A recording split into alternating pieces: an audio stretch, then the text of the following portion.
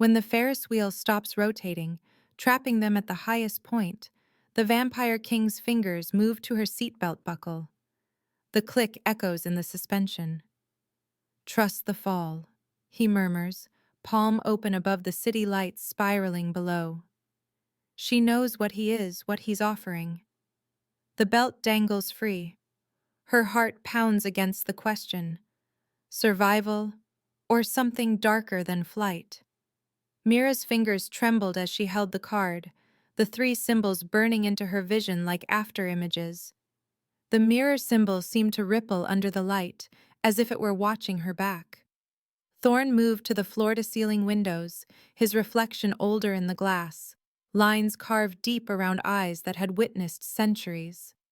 The city sprawled below them, lights flickering like captured stars, and somewhere in that vast darkness, her sister Emma was either hiding or already dead.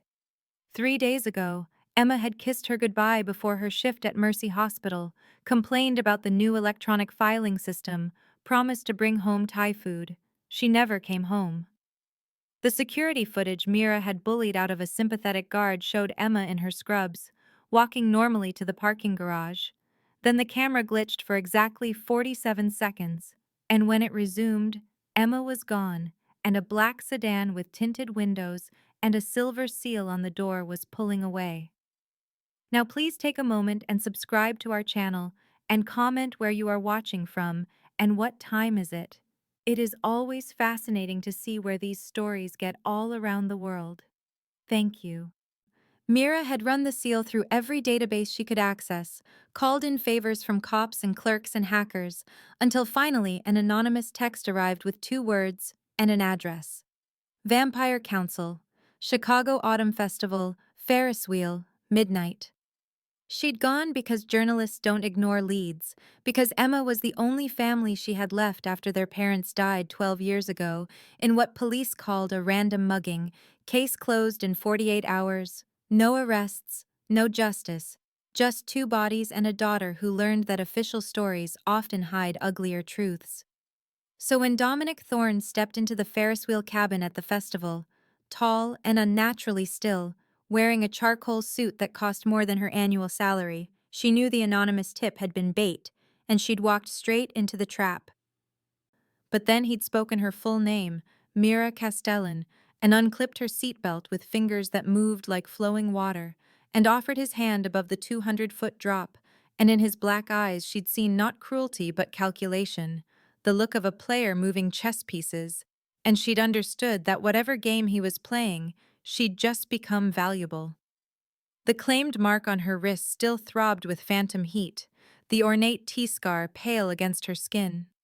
Thorne had explained it in the elevator, voice flat and administrative. The mark linked her life force to his protection, meant she could be tracked anywhere in the city, meant other vampires would smell his claim on her blood, meant for 30 days she was legally his property under covenant law, except Nathaniel Corvus had invoked an older law, one that predated Thorne's reforms, and now the protection was conditional. Survive the ordeal, remain claimed and protected, fail any trial, die screaming, and Thorne lost political capital he apparently couldn't afford to lose. The panic room behind her was still lit red from the security breach, all glass walls and silver sigils that Thorne said would burn any vampire who tried to cross without his permission. She'd watched him face down 3 Corvus hunters, vampires younger than him but vicious, Nathaniel at their center with a smile that promised violence. They'd moved like wolves circling a lion, testing his resolve, and when Mira had pressed that intercom button and accepted the ordeal, she'd seen Nathaniel's smile sharpen into something hungry. Thorne turned from the window now, his modern face settling back over the ancient one. "You need to understand the trials," he said, moving to a bookshelf that covered an entire wall. His fingers traced spines of books so old the leather had worn smooth, pulled out a volume bound in something that looked disturbingly like human skin. The first trial is the mirror of veracity. It's not a metaphor. There's an actual mirror, created by the first vampire coven in 1243, enchanted with blood magic and human sacrifice. You stand before it, and it shows not your reflection, but your truth. Every lie you've ever told manifests as a wound on your body. Small lies, paper cuts. Large lies, deep gashes. If your lies outweigh your truths, if the mirror judges you fundamentally dishonest, it shatters, and the glass embeds itself in your heart. You die in approximately 4 minutes. Mira felt her throat go dry. She'd built a career on finding truth, but she'd told plenty of lies along the way. Small ones to protect sources, larger ones to protect herself. The lie she told every morning in the mirror that she was fine, that she didn't wake up screaming from nightmares of her parents bleeding out on a sidewalk while she hid behind a dumpster at age 14. "How many lies?" Thorne asked, watching her face. "How many have you told yourself?" She met his eyes. "Enough to bleed. Not enough to die." "We'll see," he said, but there was something almost gentle in his tone. "The second trial is worse because it requires witnesses, the binding confession. You stand in a room full of vampires, enemies mostly, and you must speak aloud your deepest secret. Not a secret you're willing to share. Your actual deepest shame, the thing you've never told anyone, the truth that would destroy you if it came to light. The vampires can smell lies, can taste truth in the air like blood. If you try to offer a lesser secret, if you evade or deflect, they drain 1 pint of blood for every attempt. Most humans pass out after 3 pints. You get one chance to tell the real truth." Mira thought of the secret she carried, the one she'd never spoken, the reason she became a journalist in the first place. The night her parents died, she'd been with them, 14 years old, walking home from a movie. The man stepped out of the shadows with a gun, demanded wallets and phones, and her father had complied, hands up, no sudden moves. But her mother had whispered, "Run, baby, run," and Mira had run, had left them there, had hidden behind a dumpster 3 blocks away while shots echoed, and she pressed her hands over her mouth to keep from screaming. She never told the police she'd been there, never told Emma, who'd been away at college. She let them think she'd been home safe, while their parents were murdered by a stranger in the night. The guilt had calcified into rage, the rage into obsession, and 12 years of investigating had turned up nothing except the growing certainty that it hadn't been random, that someone had wanted them dead, that the case had been closed too quickly, too cleanly, and that somewhere in the city's underworld of vampires and their human collaborators was the answer she'd bled herself dry trying to find. Thorne was still watching her. "Whatever secret you're protecting," he said quietly, "the vampires will pull it out of you. There's no hiding in the confession. Either you speak it willingly or they bleed it out." Mira's voice came out steadier than she felt. "And the third trial, the choice of chains." Thorne set the ancient book down, his hand resting on its cover. "You're presented with 3 doors. One leads to freedom. Walk through, and you're released from all covenant obligations, free to leave the city and never look back. One leads to the thing you want most in the world. For you, I assume that's your sister. One leads to your death, immediate and certain. You can only open one door. The ordeal judges whether you choose with a pure heart or selfish intent. Choose selfishly. Whichever door you pick becomes the death door. Choose with pure intent. You get what the door promises." "How do I know which is which?" Mira asked. "You don't," Thorne said. "That's the point. You have to choose blindly, based solely on who you are at your core. Are you someone who runs, someone who saves others, someone who sacrifices themselves? The trial doesn't care about your words or your rationalizations. It reads your soul." Mira sat down on the leather sofa, her legs suddenly weak. "This is insane. This is medieval torture dressed up as justice." Thorne's smile was bitter. "Now you understand vampire law. We're immortal, Miss Castellan. We have centuries to hold grudges and perfect cruelty. The covenant I helped write in 1742 was meant to civilize us, to create rules that protected humans from our worst impulses. But the old families, houses like Corvus, they never forgave me for limiting their power.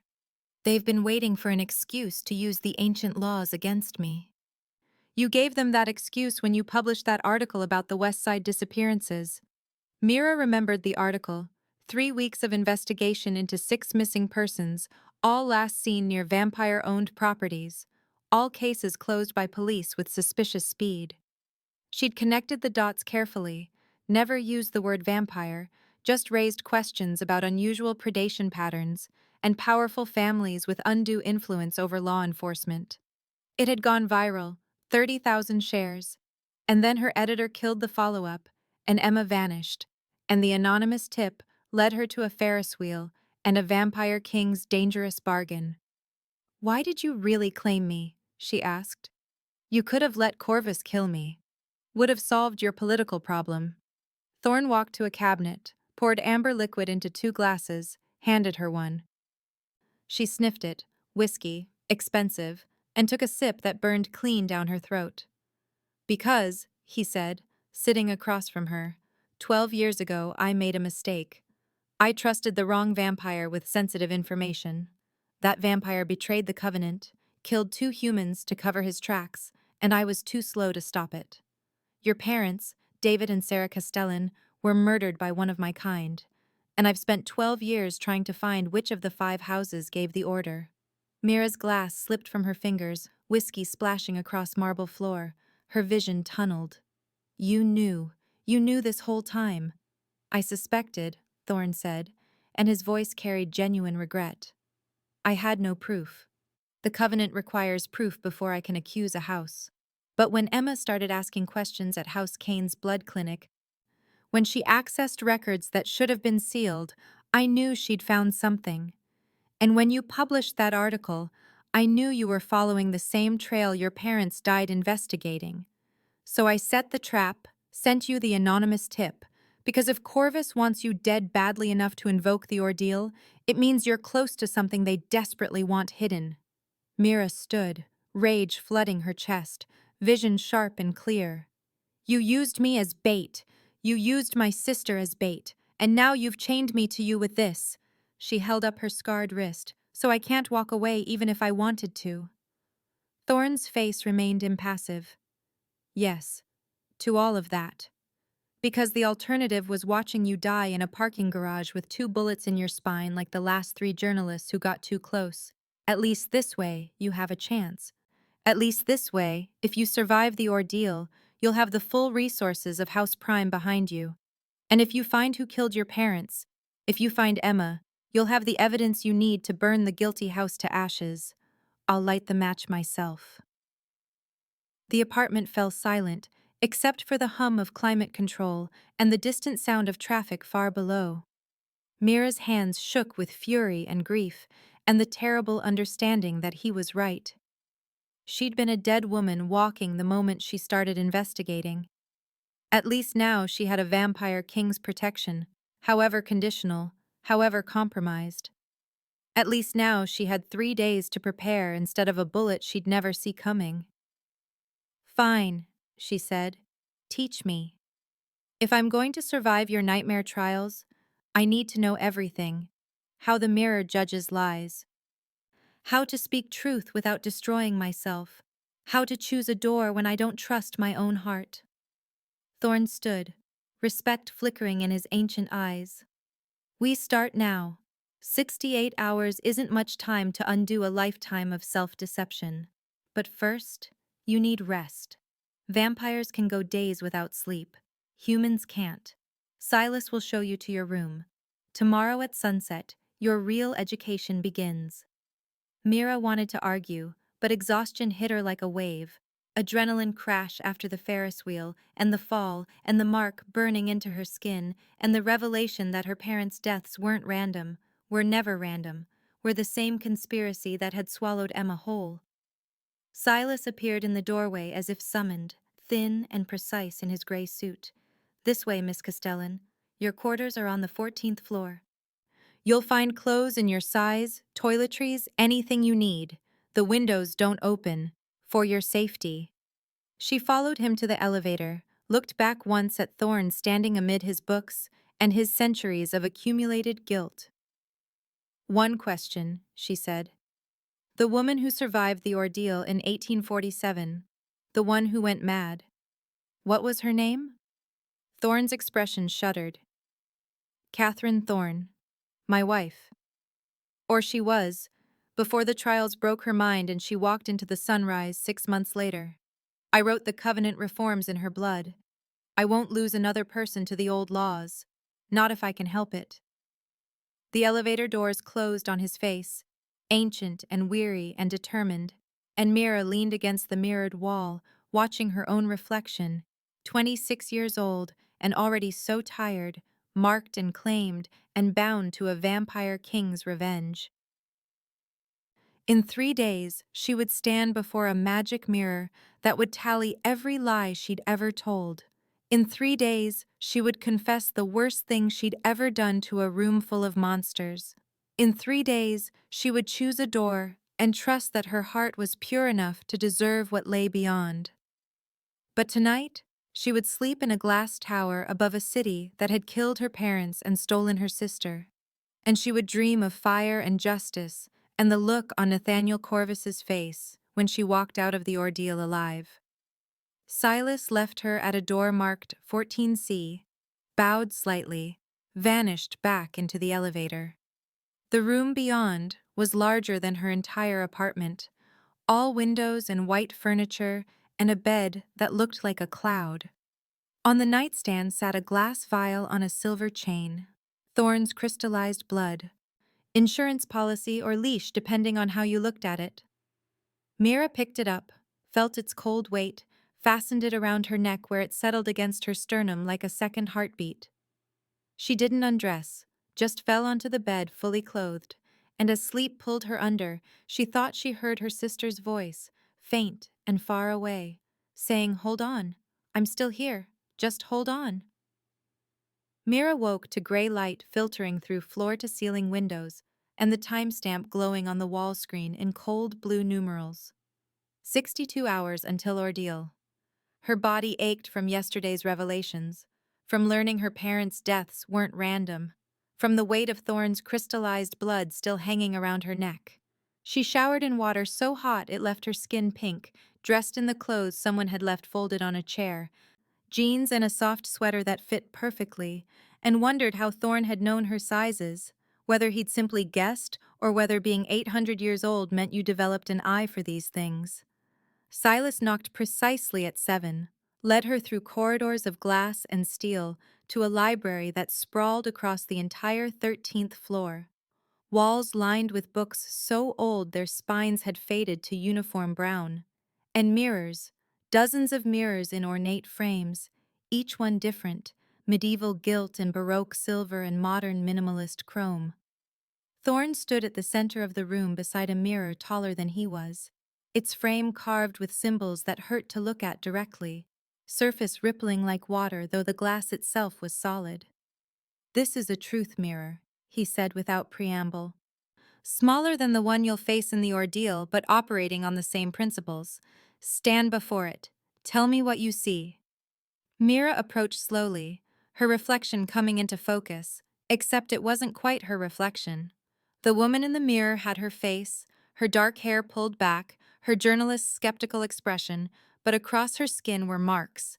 Thin red lines like paper cuts on her hands and arms, deeper gashes across her chest and stomach, a particularly brutal wound splitting her reflection's throat. She touched her own throat, felt unmarked skin, looked back at the mirror where blood was seeping from the cut. "Those are your lies," Thorne said, standing just outside the mirror's range. "Every untruth you've told, weighted by intention and consequence. The small lies are surface wounds, the large ones cut deeper." Mira stared at the throat wound, tried to remember what lie could have carved so deep, and then it came to her. The police report from 12 years ago, the detective with tired eyes asking 14-year-old Mira if she'd seen anything, heard anything, and she'd shaken her head no.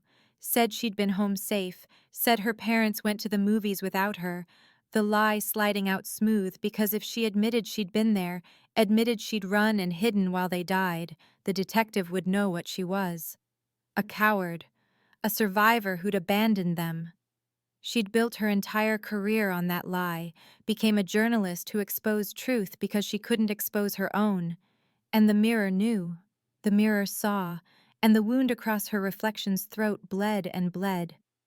"If I'd stood before this mirror yesterday," she said, voice hoarse, "I would have died." Thorne stepped closer, still not entering the mirror's range.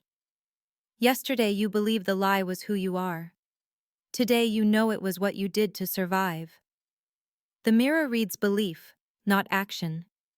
If you can stand before it and believe your intention was survival rather than deception, the wounds will heal. She looked at him. "How do I believe something different from what I've believed for 12 years? He was quiet for a long moment. "By understanding that truth and lie are not opposites. They're both tools for navigating impossible situations. You told that lie to protect yourself from a pain you weren't ready to carry. That's not deception. That's triage." Her reflection wavered, the throat wound shrinking slightly, still present but less devastating. Thorne continued. "The mirror of veracity judges whether your lies corrupt your core or whether they're scars from battles you survived. You need to know the difference before you stand before the real mirror in 62 hours. She spent the next hour practicing, standing before the truth mirror while Thorne asked questions designed to surface lies. "Did you become a journalist for fame?" "No. For truth." And the small cuts on her reflection's hands faded because she believed it. "Did you love your parents?" "Yes." And the deeper gashes across her chest lightened because grief was honest. "Did you run because you were afraid, or because your mother told you to?" "Both." And the throat wound split open again because she still couldn't forgive herself for the fear, for the obedience, for the survival. Thorne watched her struggle, then said something unexpected. "Step back." She did, and he moved into the mirror's range. His reflection appeared instantly, but it wasn't wounded. Instead, his mirror self was wrapped in chains, hundreds of them, thin silver links winding around his arms and chest and throat, so many chains she couldn't see the body beneath them, just metal and the suggestion of a man underneath. She stared. "What are those?" "The lives I'm bound to by covenant law," he said. "Every vampire under my house, every human under my protection, every promise I've made in 8 centuries. The mirror doesn't show me lies because I stopped lying to myself 400 years ago. It shows me weight." "Do the chains hurt?" she asked. He touched the mirror's surface, his real fingers against his chained reflection's shoulder. "Only when I remember who I was before I needed them." He stepped back, the image vanishing, and she understood something new about him. The covenant wasn't just political structure. It was his prison, self-imposed, built from centuries of mistakes he was still trying to atone for. They moved to a different section of the library, sat across from each other at a table scarred with age. "Now the second trial," he said. "The binding confession. This one is simpler in concept, more brutal in execution. You stand before vampire witnesses and speak your deepest secret. Not a secret you're willing to share. The secret that would destroy you if anyone knew. Vampires can sense lies through heartbeat, through scent, through the electromagnetic signatures of human emotion. If you try to offer a lesser secret, they'll know, and they'll drain 1 pint of blood for every attempt. Most humans lose consciousness after 3 pints. You have 1 chance to tell the real truth." Mira felt her stomach drop. "I don't have secrets like that." "Everyone does," Thorne said. "The question is whether you'll admit it to yourself before you have to admit it to them. Practice. Tell me something you've never told anyone." She thought, discarded options, settled on something that felt significant. "I became a journalist because I wanted recognition. My parents were nobodies, died like nobodies, and I wanted to matter." Thorne's expression didn't change, but he said, "Lie. Your heart rate spiked at the end. Try again." Mira's hands clenched. "Fine. I became a journalist to find who killed my parents." "That's true," he said. "But it's not your deepest truth. It's a truth you've already accepted about yourself. Go deeper. She looked away, at the mirrors lining the walls, at her own fractured reflection repeated endlessly. I became a journalist because I couldn't save them, so I save stories instead. I collect other people's tragedies so mine doesn't feel so big. I make a career out of other people's pain because it's the only way I know how to process my own. Her voice cracked on the last word. Silence filled the library. Then Thorne asked quietly, "What were their names?" "David and Sarah Castellan. Murdered 12 years ago outside a movie theater on the north side. 2 shots each. The shooter was never found. Case closed in 48 hours. No arrests, no leads. Just 2 bodies and a daughter who learned that some deaths don't matter enough to solve." She looked up and saw recognition in Thorne's face. Saw something like guilt flash across his ancient features before he controlled it. "You know something," she said, "about my parents. We're preparing you for the ordeal," he said, turning toward another bookshelf. She stood. "You know something. Tell me." "The third trial," he continued as if she hadn't spoken, "is called the Choice of Chains. 3 doors. One leads to freedom. You can walk away from the Covenant and leave Chicago. Never be touched by vampire law again. One leads to the thing you want most in the world. For you, I assume that means your sister. One leads to your death, immediate and certain. You can open only one door. The ordeal judges whether you choose with a pure heart or selfish intent." Mira wanted to push about her parents, but survival instinct kicked in. "How do I know which door is which?" "You don't," Thorne said. "That's the mechanism of the trial. You choose blindly, based solely on who you are at your core. The ordeal doesn't judge your words or rationalizations. It reads your soul. And here's the cruelty built into vampire morality. If you choose the freedom door, you're deemed selfish, and whichever door you open becomes the death door. If you choose the death door, you're deemed a coward, same result. The only pure choice in vampire law is to choose another's life over your own." "So I have to choose the door I think leads to Emma," Mira said slowly. "But if I'm choosing her because I love her, because I need her, is that selfless or selfish?" "Exactly," Thorne said. "The paradox is intentional. You have to want to save her more than you want to save yourself, but not because saving her serves you emotionally. You have to want her survival as an abstract good, independent of your relationship to her. It's a standard of purity most humans can't meet because human love is inherently selfish. We love people because of what they mean to us." Mira sat back down, the impossible weight of it settling on her shoulders. "There's no way to win. There's a way to survive," Thorne said, "but it requires trusting that the ordeal itself might be the lie." Before she could ask what he meant, Silas entered with a tablet. "Sir," he said, "we have intelligence. Emma Castellan's phone last pinged near the old Covenant Hall in the warehouse district." "When?" "3 days ago. Approximately 2 hours before Miss Castellan received the anonymous tip." Mira stood. "Then we go there now." Silas shook his head. "The old hall is council property. Access requires majority vote." "Which won't come until after the ordeal.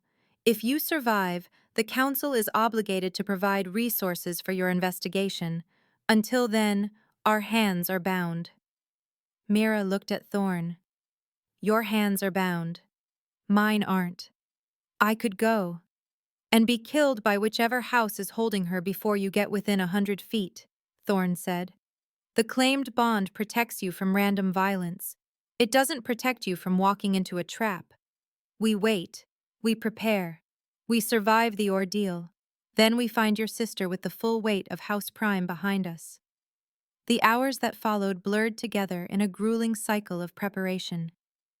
At the 54-hour mark, Thorne made her practice standing motionless before the truth mirror for 30 minutes at a time, teaching her to control her breathing, to let her mind settle into stillness so the mirror of veracity couldn't use her own racing thoughts against her. At 48 hours, he had her confess progressively uncomfortable truths, childhood shames, and adult hypocrisies, teaching her to speak them in the flat, affectless tone that vampires would read as genuine rather than performed. At 42 hours, he walked her through the philosophy of vampire purity, the ancient honor codes that valued sacrifice and duty over happiness, that saw selflessness not as virtue, but as minimum acceptable behavior.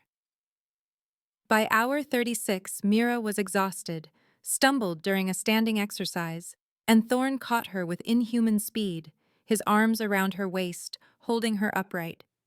For a moment they stood frozen, closer than they'd been since the Ferris wheel, and she could feel the unnatural coldness of his body, the stillness where a heartbeat should be.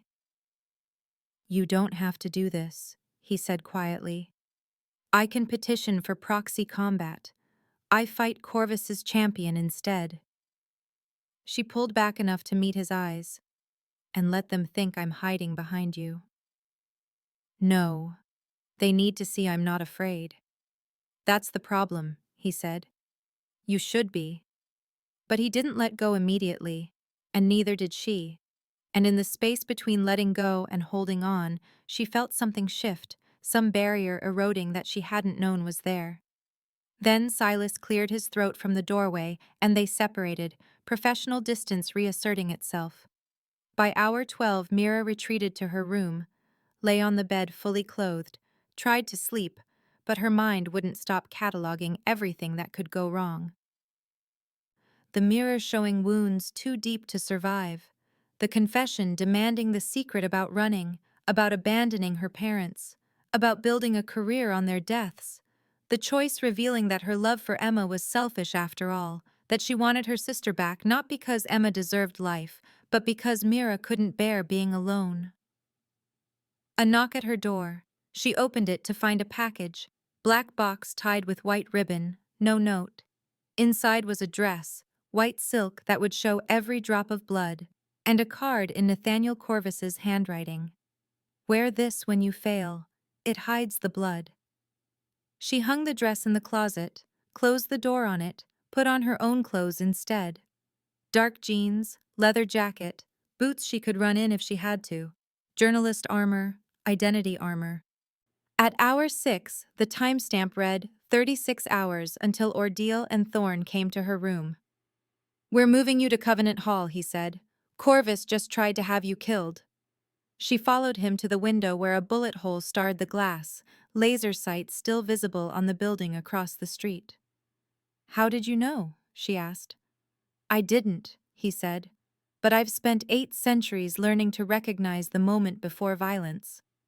He'd thrown a chair through the window. She saw it now. Shattered glass across marble floor, and on the carpet near the door was a spent bullet casing marked with Corvus's house seal. "They want you dead before the ordeal," Thorne continued. "If they kill you now, they can claim it was self-defense, that you posed an immediate threat. But if I retaliate, if I kill a Corvus vampire in response, I violate covenant neutrality. I lose my council seat, and you lose my protection." "So we run," Mira said. "We relocate," he corrected. "To neutral ground. Covenant Hall. Even Corvus can't touch you there." The convoy of black vehicles moved through pre-dawn Chicago like a funeral procession, Mira in the center car surrounded by Thorne's enforcers, vampires in dark suits with inhuman stillness. The city was waking up, delivery trucks and early commuters, normal people living normal lives while she rode toward trials designed 8 centuries ago to break human minds. Covenant Hall rose from the warehouse district like a cathedral, all stone and stained glass, hiding in plain sight between abandoned factories. They descended underground, down staircases carved from bedrock, into chambers that predated the city above them. "This is where the original covenant was signed," Thorne said as they walked. 1742. The 5 houses agreed to stop hunting humans openly, to create the blood bank system, to integrate into human society rather than rule over it.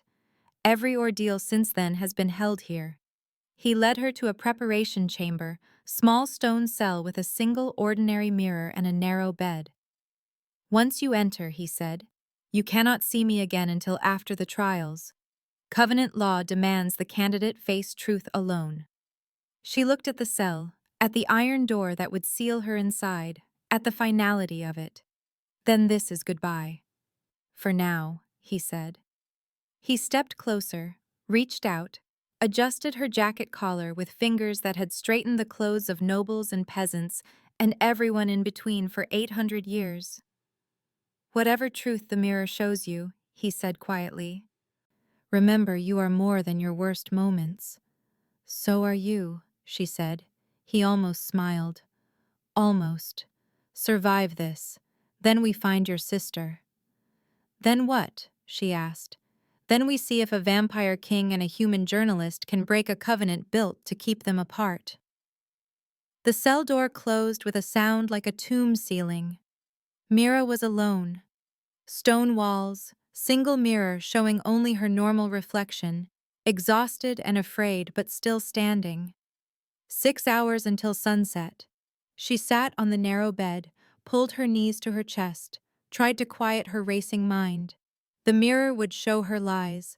The confession would demand her deepest shame. The choice would judge the purity of her heart. And somewhere in this city, Emma was alive. The anonymous text promised it.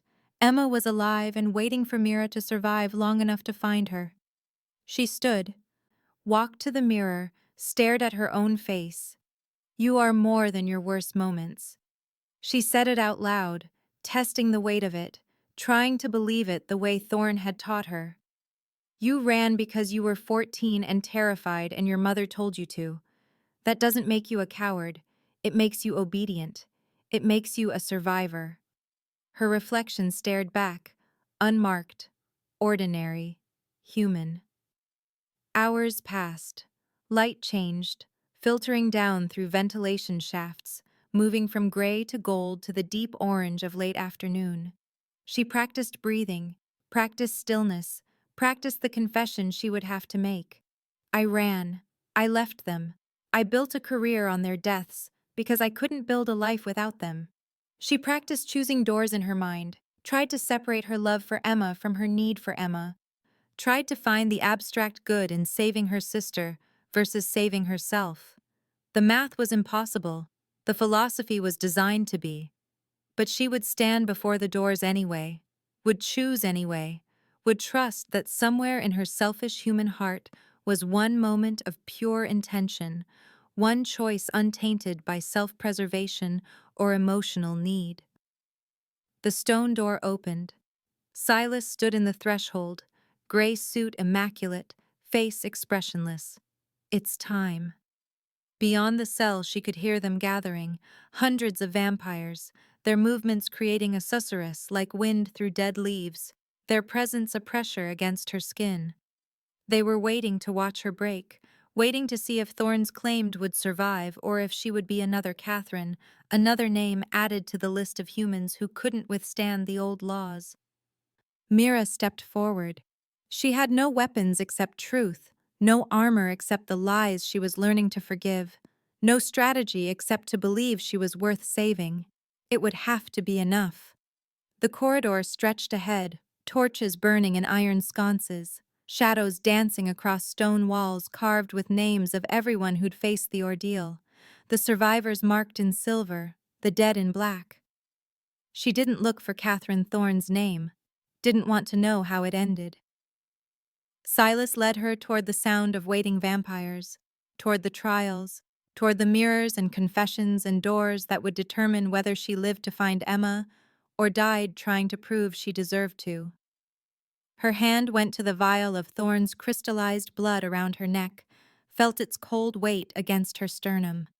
Break this, and he would come.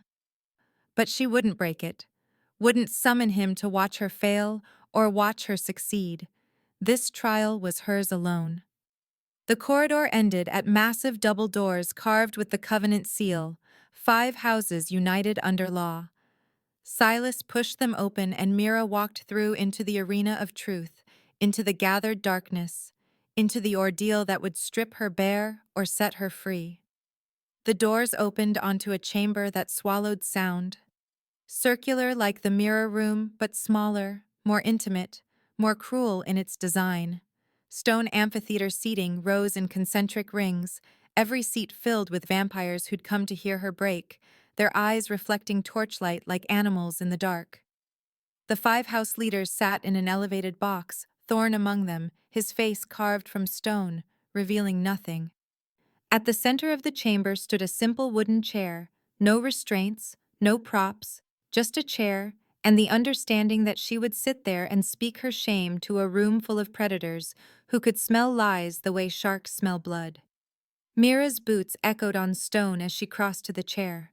Her legs wanted to buckle, but she kept them steady, journalist training kicking in, the part of her that had interviewed killers and corrupt politicians and learned to show nothing. She sat. The wood was cold through her jeans. Nathaniel Corvus stood at the chamber's edge, still presiding, his voice carrying without effort. Second trial. The binding confession. The candidate will speak aloud her deepest secret, the secret she has never told another living soul, the secret that would destroy her if known. Vampires of the council will judge whether the confession is true and whether it reaches sufficient depth. If the candidate attempts evasion, if she offers a lesser truth in place of the deepest truth, 1 pint of blood will be taken for each attempt. Most humans lose consciousness after 3 pints. The candidate has 1 chance to confess truthfully. He paused, his smile sharp. Begin. Mira looked up at the tiers of vampires, hundreds of them, ancient and young, bored and hungry, all waiting. Her eyes found Thorne in the elevated box. He was watching her with an intensity that hurt, willing her to survive, and she thought of what Isolde had told her 20 minutes ago in the preparation chamber. Your parents were vampire hunters, killed by council order, including Thorne's vote. The rage was still there, hot and acidic in her chest. But underneath it was the cold calculation that had kept her alive this long. If she confessed that now, if she accused the council publicly, Corvus would use the chaos to destroy Thorne's political power. The covenant would fracture, and Emma, wherever she was, would be lost in the violence that followed. So she would tell a different truth. Deeper than Isolde knew, deeper than she'd admitted to herself until this moment. She took a breath, felt every vampire lean forward, felt their attention like physical weight. When I was 14 years old, she began, her voice steady, my parents took me to a movie, horror film, something forgettable. We walked home because it was nice out and we lived 6 blocks away. She could see it in her mind, the October night 12 years ago, leaves on the sidewalk. Her mother laughing at something her father said, Mira walking between them feeling safe in that untouchable way children feel before the world proves them wrong. A man stepped out from an alley, she continued. He had a gun. He told my parents to give him their wallets and phones. My father complied immediately, hands up, non-threatening. My mother did too. But then my mother whispered to me, very quietly, "Run, baby, run." The chamber was silent, except for her voice. So I ran. I was fast, 14 and on the track team, and I ran 3 blocks before I heard the shots. 2 shots, then 2 more. I hid behind a dumpster, and I didn't go back. I didn't call 911. I didn't try to help them. I just hid there with my hands over my mouth so I wouldn't scream and give away my position. She felt her throat tighten but kept going. When the police found me an hour later, I told them I'd been home. Told them my parents went to the movie without me. The detective believed me because why wouldn't he? Grieving kid, traumatized, no reason to suspect she was lying. And I never corrected it. I let everyone think I was home safe while my parents were murdered. I let my sister Emma believe it. I built my entire life on that lie. Her hands were shaking now. She gripped the chair arms. I became a journalist because I told myself I was seeking truth, seeking justice for people like my parents. But that's not the whole truth. The whole truth is, I became a journalist because I'm a coward who runs when people need her. I investigate other people's tragedies because I can't face my own. I chase stories about missing persons because I'm trying to retroactively become the kind of person who doesn't hide behind dumpsters while her parents bleed out on a sidewalk. She looked up at the tiers of vampires, her vision blurring. And the deepest secret, the one I've never said out loud, is that part of me was relieved when they died. Part of me was glad I survived even though they didn't. Because I was 14 and I wanted to live, and that wanting felt like betrayal. And I've spent 12 years punishing myself for it by chasing death in every investigation, by taking risks that should have killed me, hoping that maybe if I die doing something that matters, it will balance the scales. But it won't. Nothing will. Because the truth is, I loved my parents, and I wanted to live more than I wanted to save them. And I have to carry that forever. Silence. Complete and absolute. Mira's face was wet, she realized, tears tracking down her cheeks without permission, and she wiped them away roughly. She could hear her heartbeat, could hear the vampires breathing or not breathing, could hear the torch flames crackling. Nathaniel spoke, and his voice had lost some of its cruelty. "The council will judge." The 5 house leaders conferred in whispers too quiet for human ears. Mira kept her eyes on her hands, couldn't look at Thorne, couldn't bear to see his reaction to her confession. Finally, Alara Vess spoke, her voice carrying artistic precision. "The confession is true." The heartbeat remained steady. The scent carried no deception. The depth is sufficient. A 14-year-old child's survival instinct is human nature, not moral failing. But the candidate judges herself more harshly than we would judge her. That is the deepest secret. Not the act, but the shame she carries for it. Marcus Trent, annoyed as always, waved a hand. "Agreed. Sufficient depth. Pass her to the 3rd trial." Isolde Kane's voice was clinical. "I concur.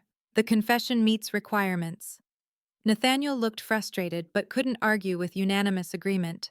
"House Corvus concurs. The candidate passes the 2nd trial." He paused, then added with venom, "Though we note the candidate confessed to being a coward. Perhaps the 3rd trial will prove it." Mira looked up at Thorne then, couldn't help it, needed to see his face.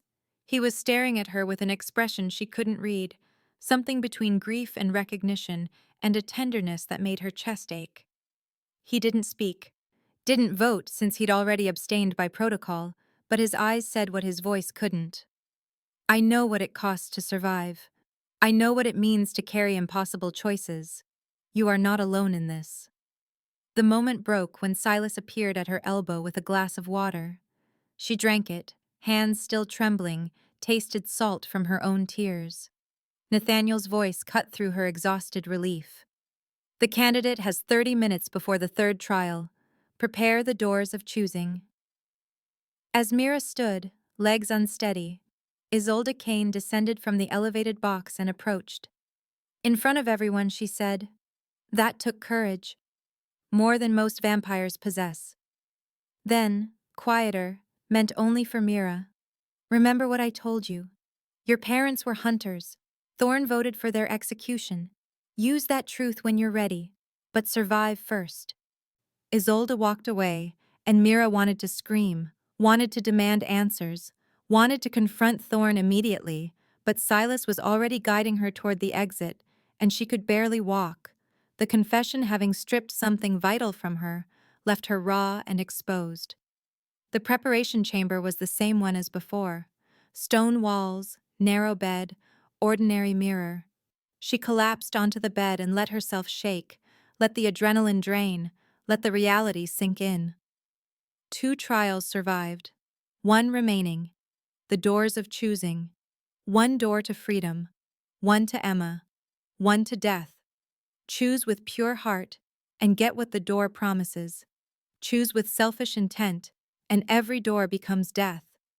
She thought about what Thorne had said days ago. The trial requires trusting that the ordeal itself might be the lie. She thought about what Isolde had revealed. The covenant built on vampire survival, not human protection. Her parents killed by council vote. Thorne's guilt, his reforms, his desperate attempt to prevent more deaths like Catherine's, like David and Mira Castellan's.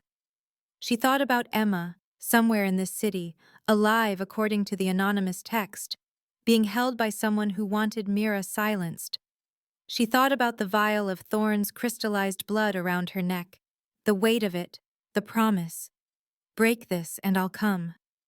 But she wouldn't break it. Wouldn't call him. Wouldn't let him save her when saving herself was the only way to prove she wasn't still that 14-year-old hiding behind a dumpster. She stood, washed her face in the small basin, looked at her reflection. The mirror showed her normal face, exhausted and afraid, but whole. She'd survived the mirror's judgment of her lies, survived the confession's demand for her deepest shame. Now she had to survive a choice between freedom and love and death, had to trust that somewhere in her selfish human heart was one moment of pure intention. The door opened. Not Silas this time.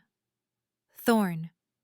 He stood in the threshold, breaking protocol by being here, and she knew he had maybe 2 minutes before someone noticed his absence from the elevated box. His voice was low, urgent. What Isolde told you about your parents. It's true. They were hunters. The council voted for their execution. I voted yes. She wanted to hit him, wanted to scream, but her voice came out flat. Why are you telling me this now?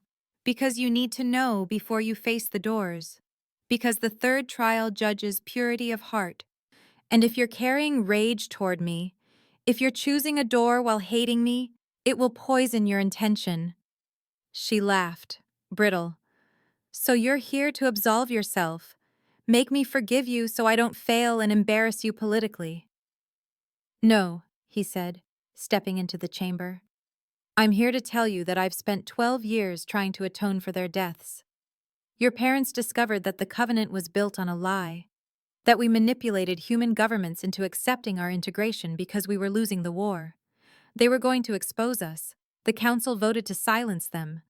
I voted yes because I believed the covenant, flawed as it is, prevented more deaths than it caused. I was wrong. His voice cracked on the last word. I was wrong, and I've been wrong, and I will spend the rest of my immortal life being wrong about it. But you need to survive tonight. You need to choose a door without my mistakes weighing on you, so I'm telling you now, hate me later, survive first. Mira stared at him, this vampire king who'd lived 800 years and still didn't know how to carry his guilt, who'd built a covenant on lies and spent centuries trying to reform it into truth, who'd claimed her to protect her and used her as bait, and somehow both things were true at once. I don't forgive you, she said. Good, he said. You shouldn't. But Emma is alive. I have sources that confirm it. House Corvus is holding her in the old Covenant Hall. If you choose the door to Emma, if you survive the trial, I will take you there myself. We'll get her back. Then you can decide whether to expose the Covenant, destroy me, burn it all down. But first you have to live. He turned to leave, then paused. The doors judge purity of heart. That doesn't mean selflessness. It means choosing with full knowledge of who you are. You're not a coward, Mira. You're a survivor. Choose like one. He left. The door closed. Mira sat in silence, processing, her mind a chaos of rage and grief and the cold calculation that had kept her breathing through 2 trials already. Thorne had voted to kill her parents. He'd spent 12 years atoning. Emma was alive, held by Corvus. The covenant was built on lies. And in 15 minutes she would stand before 3 doors and choose between freedom and love and death. Would trust that her heart knew the difference between saving herself and saving the truth. She stood, straightened her jacket, touched the vial around her neck one last time. Then she walked toward the door, toward the final trial. Toward the moment that would prove whether she'd spent 12 years running from her fear or running toward something worth the cost. Silas was waiting. His expression was almost sympathetic. Ready, Miss Castellan. She wasn't, but she nodded anyway. The third trial was waiting, and she would face it the way she'd faced everything since that October night 12 years ago, with fear and determination and the stubborn refusal to let anyone, living or dead, decide her worth except herself. The confession chamber was smaller than the mirror room, intimate in the way a surgery is intimate, every detail exposed under focused light. 7 chairs arranged in a semicircle, high-backed and ornate, 5 for the house leaders and 2 for council witnesses, all occupied by vampires whose stillness made them look like statues. At the center, isolated in a pool of harsh light, sat a single wooden chair. Plain, uncomfortable, designed to offer no refuge. Mira crossed the stone floor, her footsteps too loud in the silence, and sat. The wood was cold through her jeans, the seat slightly too low, forcing her to look up at the semicircle of faces watching her. Nathaniel Corvus stood at the edge of the light, his black suit absorbing illumination, his voice carrying the weight of centuries of law. Second trial, the binding confession. The candidate must speak aloud her deepest secret, a secret she has never confessed to any living being. We will know if she lies. We will know if she holds back. Deception will cost 1 pint of blood per evasion. Speak, candidate. Mira's hands gripped the chair arms. Her heart was racing and she knew they could hear it. Every vampire in the room tracking the rhythm of her fear like a drumbeat. Thorne sat in shadow to her left, his face invisible, but his presence a pressure against her skin. She could feel him willing her to survive, could feel the weight of what Isolde had told her, what he'd admitted in the preparation chamber. He voted to kill your parents. The rage was still there, acid in her throat, but she swallowed it down. Survival first, burning him later. My deepest secret, she began, voice steadier than she felt, is that I've known for 12 years that my parents were murdered, and I chose to believe the lie that it was random, because the truth was too dangerous. The vampires leaned forward fractionally, attention sharpening. David and Sarah Castellan. I was 14 when they died. The police said wrong place, wrong time, muggers. Case closed in 2 days. But my father was carrying a wooden stake in his jacket. My mother had silver bullets in her purse. I found them in the evidence box when I stole their case file at 16. She could see it in her mind. The police station basement at 3 in the morning, 16 years old and already good at breaking into places she shouldn't be. The cardboard box labeled Castellan with 2 evidence bags inside. 1 stake, hand-carved, worn smooth from use. 1 clip of custom ammunition, silver-tipped, expensive, the kind you don't buy for hobby shooting. They were vampire hunters, she continued. The last ones. And they were killed for it.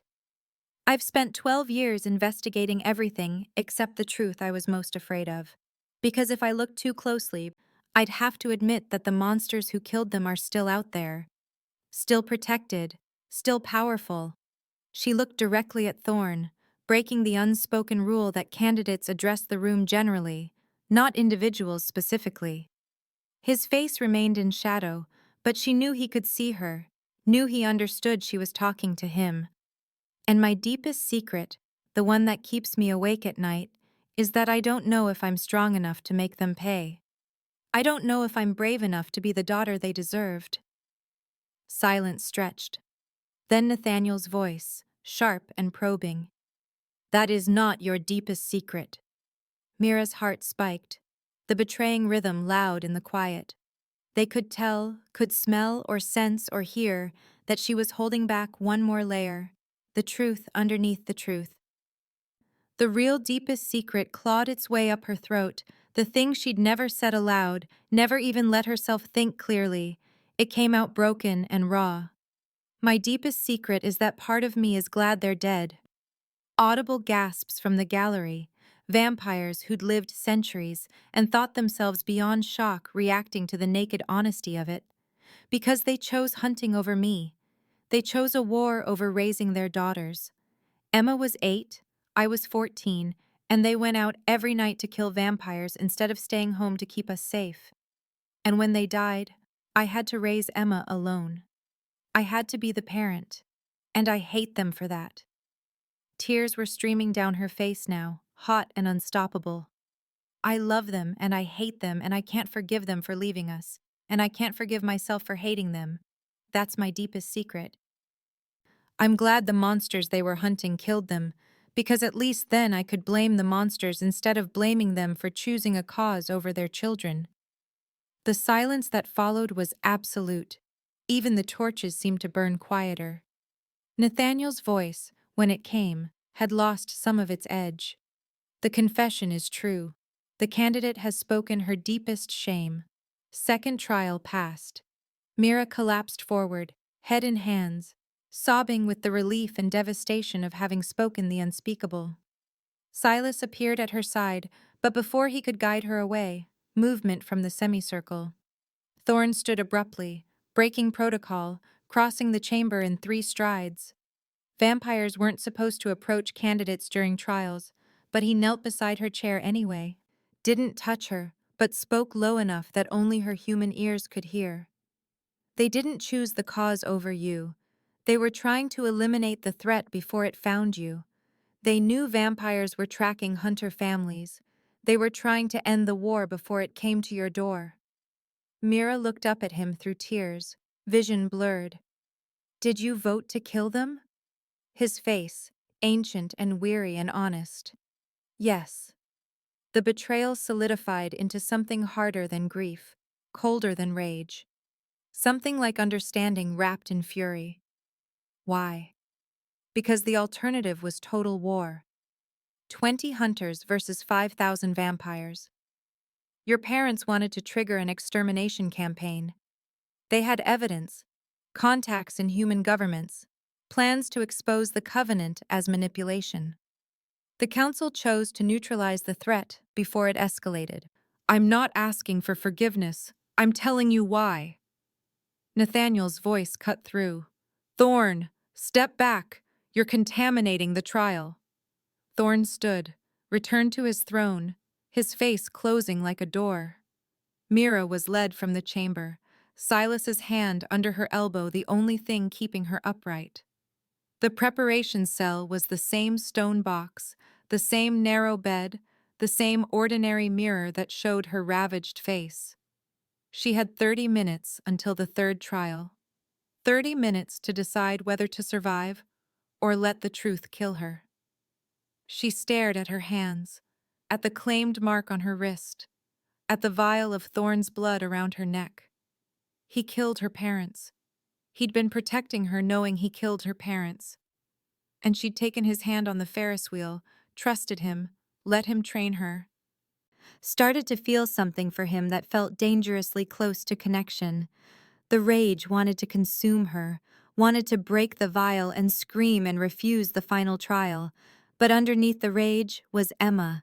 Emma, who was 8 years old when their parents died, who Mira had raised through middle school and high school and college, who called every Sunday, who trusted Mira to keep her safe the way their parents hadn't kept them safe. Emma, who was missing, who'd found something dangerous enough to get her taken. If Mira died in the next trial, Emma stayed lost. If Mira survived, she had leverage, information, power. The ordeal had given her what journalism never could, confirmation that the Covenant was built on lies, that her parents were murdered by council vote, that someone was desperate enough to kidnap Emma to keep the secret buried. She stood, washed her face, looked at her reflection and saw not a victim, but a weapon being sharpened by grief. The 3rd trial, 3 doors, 1 to freedom, 1 to Emma, 1 to death. The vampires would judge purity of heart, which in their logic meant selflessness, sacrifice, choosing others over yourself. Choosing Emma seemed obvious, but might lead Corvus or whoever took her directly to her sister. Choosing freedom was selfish, automatic failure. Choosing death was cowardice, same result. The paradox was intentional. The only winning move appeared to be choosing Emma, but winning might endanger her, unless the trick was something else entirely. What if purity wasn't about which door, but about why she chose it? What if the trial judged intention rather than action? What if the real test was rejecting the false choice altogether? But Ordeal rules said she must choose one door, no exceptions. Silas entered without knocking, his gray suit immaculate despite the late hour. Final trial. Time to go. She turned to face him. Silas, if you were me, which door would you choose? He hesitated, the first time she'd seen him uncertain. I would choose the one I could live with choosing. Survival is nothing if you lose yourself in the process. Cryptic but helpful. She nodded thanks. The corridor to the final chamber was longer than the others, giving her time to think, to count her footsteps as a grounding technique Thorne had taught her during training. 143 steps from preparation cell to trial chamber. She counted every one. The doors opened onto the largest room yet, cathedral-sized vaulted ceiling disappearing into shadow, and dominating the center were 3 doors. Massive, twice her height, ornate carvings covering every inch of wood and metal. The first door was marked with a bird in flight, wings spread, the symbol for freedom. The second door showed chains wrapped around clasped hands, the symbol for bonds and love and Emma. The third door bore a skull, simple and final, the symbol for death. The gallery was packed, vampires standing shoulder to shoulder in the tiered seating, hundreds of them, maybe thousands. Every vampire in the city apparently here to watch the trial. Most candidates failed. The 5 house leaders sat on thrones elevated above the crowd. Thorne's face was unreadable, carved from marble. Isolde watched with clinical interest. Nathaniel radiated eager anticipation of her failure. Alara looked curious. Marcus checked his phone, bored. Nathaniel descended to the floor, stood before the 3 doors. Third trial, the choice of chains. Before you stand 3 doors. One leads to your freedom, all charges dropped, ordeal complete, you walk away. One leads to your sister, you will be taken directly to where she is held. One leads to your death, immediate, painless, final. You must choose one. You cannot refuse to choose. The choice will be judged by the ordeal for purity of heart. Choose with shadow in your heart, selfishness or fear or deception, and the ordeal will know. Choose with purity, selfless love, and willing sacrifice, and you pass.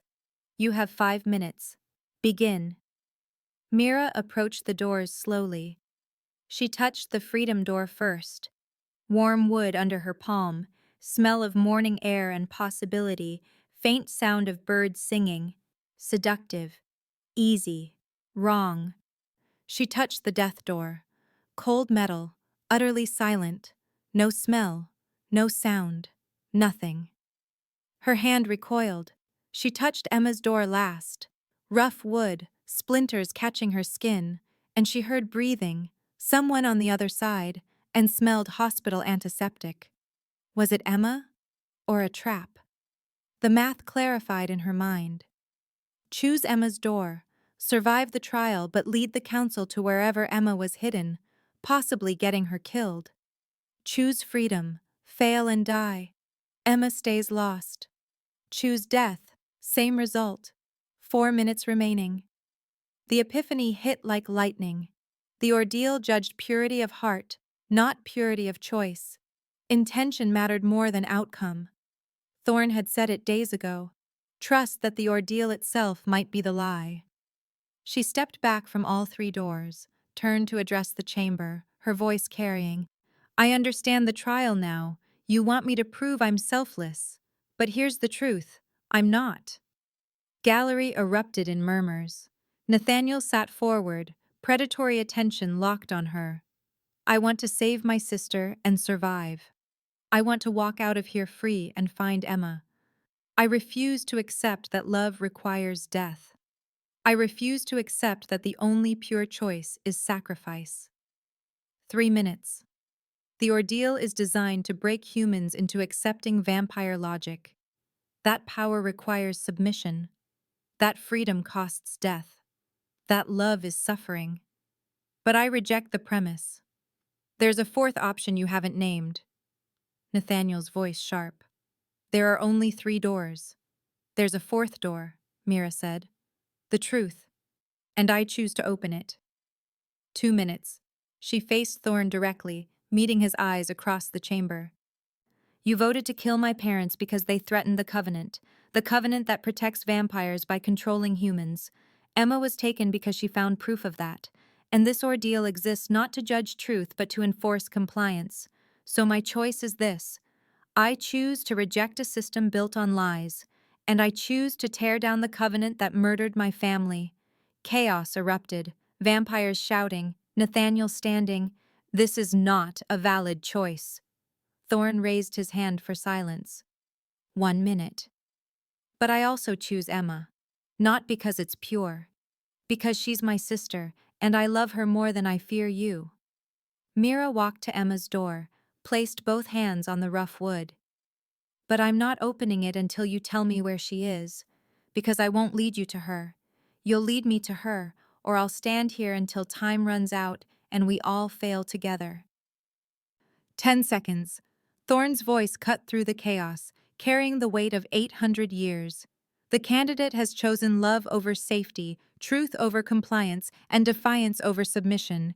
The ordeal judges purity of heart. He paused, let the silence build. Third trial passed. Stunned silence, then explosion. Nathaniel was on his feet. She didn't choose a door. She chose the only door that mattered, Thorne said. The one that leads to truth. Overruling the trial is my right as prime. She passes. The chamber erupted. Half the vampires protesting, half applauding, total chaos. Alara Vess was smiling. I knew she'd be interesting. Isolde's voice was clinical. The vote was always going to be political. Marcus sighed. Can we please just finish this? Final council vote, Nathaniel demanded. On ordeal completion. Thorne, pass. Elara, pass. Isolde, pass. Marcus, abstain. Nathaniel, fail. 3 to 1 to 1. She passes.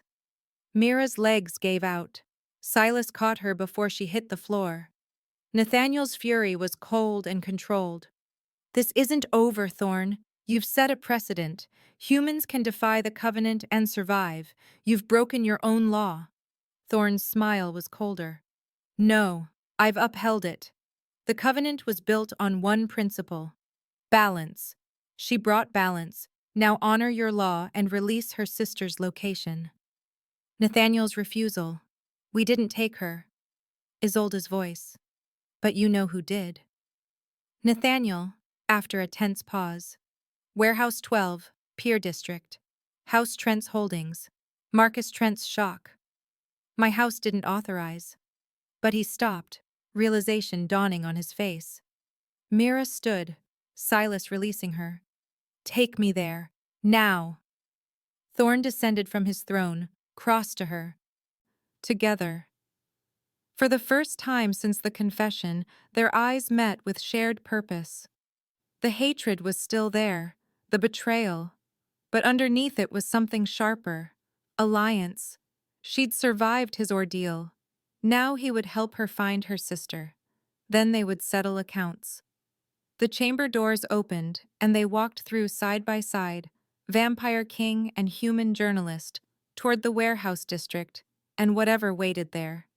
Behind them, the council dissolved into argument, the covenant fracturing along lines Thorne had spent centuries trying to prevent. But Mira didn't look back. Emma was alive. Emma was close.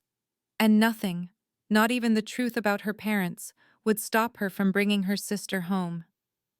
The convoy cut through pre-dawn Chicago like a knife through silk.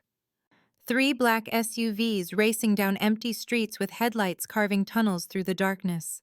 Lakeshore Drive stretching ahead with the great expanse of Lake Michigan churning cold and gray to their right.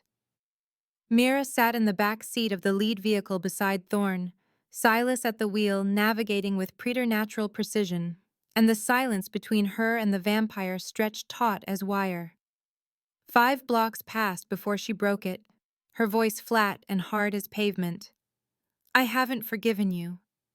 Thorne continued staring out the window at the water, his profile carved from ancient stone, and said simply, I know. She turned to look at him fully, her hands clenched in her lap to keep them from shaking. But Emma comes first. After we find her, you and I are going to have a reckoning. He met her eyes then, 800 years of weight behind his gaze, and replied, I know that too. Nothing more needed saying. The rest of the drive passed in silence, broken only by the hum of tires on asphalt and the occasional crackle of radio communication from the other vehicles. The warehouse district materialized around them as downtown's glass towers gave way to industrial sprawl. Massive steel structures hunched against the lakefront like sleeping beasts, rust streaking their sides in abstract patterns of decay. Warehouse 12 emerged from the gray dawn, a derelict shipping facility surrounded by chain-link fence sagging with age, broken windows gaping like missing teeth, the whole structure radiating abandonment. The convoy stopped a block away, and Thorne was out before the engine died, moving with predatory focus as he assessed the building. Mira followed with Silas a step behind, the wind off the lake cutting through her jacket and carrying the sharp smell of oil and dead fish and something else she couldn't identify. Thorne spoke without turning, his voice low and controlled. Building is warded. Magical protection. Old work. Expensive. Guards stationed. I can smell them. 6 at least. Maybe more inside. He tilted his head slightly, listening to frequencies beyond human hearing. And a human heartbeat. Faint but steady. She's inside. The other vehicles disgorged their passengers, 4 of Thorne's enforcers in tactical gear moving with military precision. Marcus Trent stepping out with 2 of his own guards looking professionally concerned. A woman in Isolde's house colors, carrying what appeared to be a medical kit. 8 vampires total, plus Mira and Silas. Thorne was outlining the breach plan when headlights cut through the darkness from the opposite direction, and a 4th vehicle pulled up, sleek and expensive, and carrying Nathaniel Corvus with 5 of his people. Thorne's posture shifted instantly to combat ready. What are you doing here, Nathaniel? The other vampire stepped forward with calculated authority. This is a council matter now. House Trent is under investigation for harboring a fugitive. Stand down, Thorne. Let proper authorities handle this. My claimed sister is inside that building. I'm not leaving without her. Marcus Trent interjected, his voice sharp with indignation. My house didn't authorize any kidnapping. Someone's using our holdings without permission. I have as much right to investigate as anyone. The real tension was obvious even to Mira's human perception. Both houses maneuvering for control of whatever Emma had discovered. Whoever reached her first would shape the narrative and manage the fallout, her sister reduced to a political asset. Mira stepped past both vampire lords and started walking toward the warehouse. Enough, I'm going in. With or without both of you. Emma's been in there for 3 days. I'm done with vampire politics. Thorne called after her, command voice fully engaged, but she didn't stop, reaching the outer door and finding it unlocked, swinging open at her touch. Someone wanted them here. The trap was obvious, but she walked into it anyway because Emma was inside, and nothing else mattered. The warehouse interior was vast and dim, emergency lighting casting sickly yellow pools across concrete floors. Shipping containers stacked 3 high, creating a maze of shadows and steel. Her footsteps echoed too loud in the emptiness. Emma! She shouted it, voice bouncing off metal walls. Emma! It's Mira! Silence answered her, then faint and weak from somewhere in the back corner came a voice she knew better than her own. Mira? She ran, boots pounding concrete, vampires pouring through the door behind her, but she was already rounding containers and scrambling through the maze toward her sister's voice. And there, chained to a support beam in the far corner, was Emma. Alive, pale, dehydrated with dark circles under her eyes and wrists raw from restraints, but conscious and whole and real. Mira crashed to her knees beside her sister, hands shaking as she grabbed the chains and tried to find the lock mechanism. "I've got you. I'm here. You're safe." Emma's laugh was brittle and broken. "It's a trap. They wanted you to survive the ordeal. They wanted you here." Before Mira could respond, the warehouse flooded with light. Industrial floods mounted in the rafters blazing to life and revealing the full space in harsh detail, and surrounding them in a perfect circle were 50 vampires emerging from behind containers and catwalks and shadows, moving with coordinated precision. Not Corvus's people, not Trent's, not any house Mira recognized.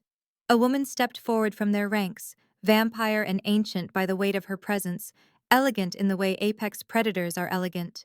Dark hair and darker eyes and a smile promising cruelty. "She's right. You were supposed to survive." Her voice carried easily across the warehouse. "I am Seraphine, and I am the sixth house. The one the Covenant erased." Thorne went rigid, his voice sharp with disbelief. "That's impossible. House Seraphine was dissolved 300 years ago." "Dissolved," Seraphine agreed, her smile widening. "Hunted. Nearly exterminated. But not quite. We went underground, waited, watched, built our strength in the shadows while you five played at civilization. And now we have what we need, proof that the Covenant is a lie, that vampires are weak, that humans like the Castellan hunters nearly destroyed us." Mira was still trying to unlock Emma's chains, fingers fumbling with the silver mechanism. "What do you want?" "What I've always wanted. To end the lie." Seraphine gestured broadly. 300 years ago, there were 6 vampire houses. House Seraphine opposed the Covenant, wanted to continue traditional predation, refused to hide from humans. The other 5 houses voted to dissolve us, declared us rogue, hunted us like animals for the crime of being what we are. Thorne's voice was cold. "Because you were killing indiscriminately. You wanted to trigger a war we couldn't win." "No," Seraphine countered. "I wanted to trigger a war we'd already lost. The Covenant wasn't about protecting humans, Thorne. It was about hiding vampire weakness. Your pretty lie, your balance, your peaceful coexistence. It's all a stalling tactic while we figure out how to survive the modern world." She gestured, and one of her people brought forward a tablet.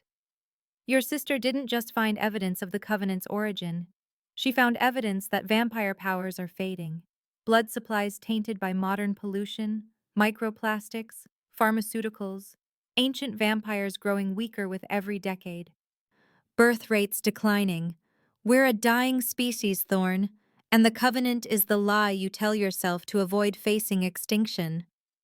Mira's blood ran cold. "Is that true?" Thorne's silence was answer enough. Seraphine continued, her voice gaining intensity. "I'm going to expose the truth, not to destroy the Covenant, but to destroy vampires' fear of humans. When the world knows we're dying, when they know we're desperate, they'll hunt us into true extinction. And in that chaos, I'll rebuild. A new vampire order. Stronger, more ruthless, without the weakness you introduced." "You'll trigger a war," Mira said. "I'll trigger a purge, and from the ashes, my house will rule what's left." Thorne positioned himself between Mira and Seraphine, his body language pure threat. "You'll have to go through me first." Seraphine laughed, the sound echoing off steel walls. "I was counting on it. Killing the vampire king who betrayed his own nature. Perfect symbol for the new age." Then everything happened at once. Seraphine's 50 vampires attacked, and Thorne's enforcers met them with supernatural speed, bodies colliding with sounds like car crashes, the warehouse erupting into chaos. Nathaniel Corvus, after one frozen moment of calculation, shouted orders, and his people joined the fray, enemy of my enemy temporarily allied. Marcus Trent's guards moved to protect their lord, and found themselves defending the group by proximity. Isolde's representative started pulling injured vampires back and activating medical supplies. The 5 houses united against the 6th. Mira used the chaos to attack Emma's chains with renewed desperation, but the lock mechanism was silver. Vampire-proof. Needed a key. Where's the key? Emma's voice was weak and strained. Office. 2nd floor, there's an office.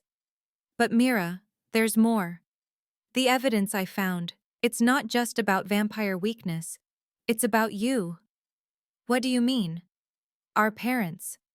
They didn't just hunt vampires. They were trying to weaponize something. A virus. A plague that only kills vampires. It's in their research.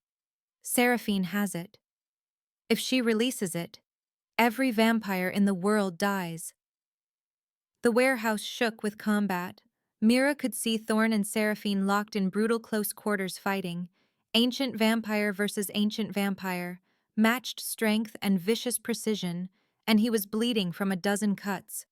Where's the virus? Office safe. But Mira, you can't, Emma started, but Mira was already standing. I have to. Stay here. I'll be back. She ran through the melee, ducking under grappling vampires and sliding past pools of black blood, making for the metal stairs at the far wall.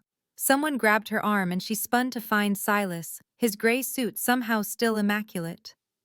Where are you going? To end this. He nodded once and let her go, moving to cover her escape route. The stairs were narrow and rusted, shaking under her feet as she climbed to the 2nd floor office space, windows overlooking the warehouse floor, sounds of combat muffled through the glass. She found the safe behind a filing cabinet, combination lock, and realized she didn't have the code until she remembered Emma shouting something as she ran, a string of numbers. She tried them with shaking hands, and the safe clicked open.